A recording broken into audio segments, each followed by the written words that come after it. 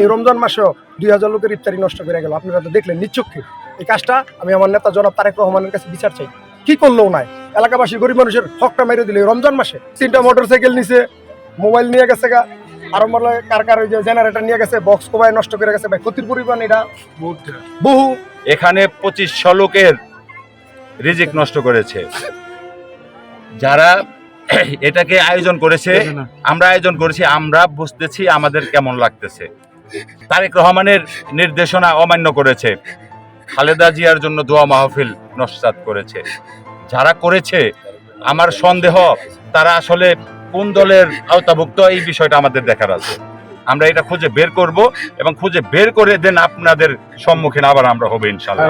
আমি দীর্ঘদিন আশুলিয়া থানা যুব দলের নেতৃত্ব দিতেছি সভাপতি হিসাবে। আমার পাশে আমার সাধারণ সম্পাদক তাজুল ইসলাম। আমরা এই বিগত 16 বছর 16.5 বছরে যতটা রাজপথে ছিলাম, যতটা প্রোগ্রাম করেছি, আমরা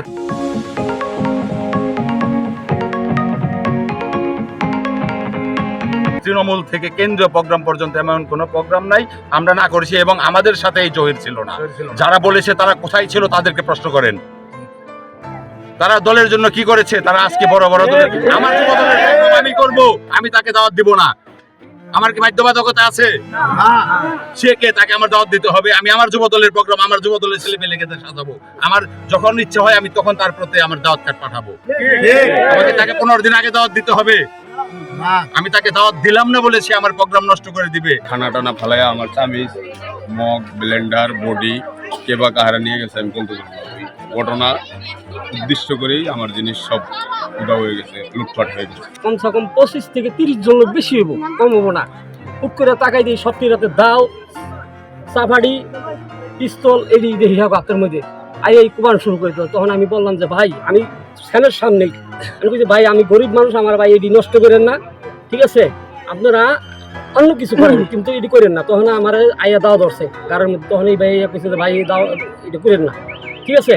পরে দাওটা সরাইছে, সরার পরে পাশে করে 2-3টা বাড়ি দিছে। আমার এলাকাটার মধ্যে এলাকাটার মধ্যে 2-3টা বাড়ি দিছে, এই পাশে একটা বাড়ি দিছে। বাড়ি দেওয়ার পরে আমি অনেক রিকোয়েস্ট করছি, রিকোয়েস্ট করার পরে লাস্টে যেটি মানে যে যেমন পারছে এমনি মানে কুবাইছে। আসটি আর একজন লোক ছিল, আমি চিনি, আমরা তো চিনি না। আসটি দেখছি, তারপরে পিছনে দিয়ে যে প্রায় 20-25 জন লোক ওইরকম দাওটাও হাতে করে নিয়ে আসলে আমরা ভাবলাম যে এতটা আমার কিছু করবো না, আমরা যেহেতু সাউন্ডের লোক। পরে আসতে দেখতে দেখতে মানে আমি একটু আগাই গেলাম ওদিকে, যে আবার বক্স টক ভাঙতে পারে। আগায় যাওয়ার পূর্বেই দেখি যে আইসে কুপানো শুরু করছে, একটা না কোনো থামাথামি নেই।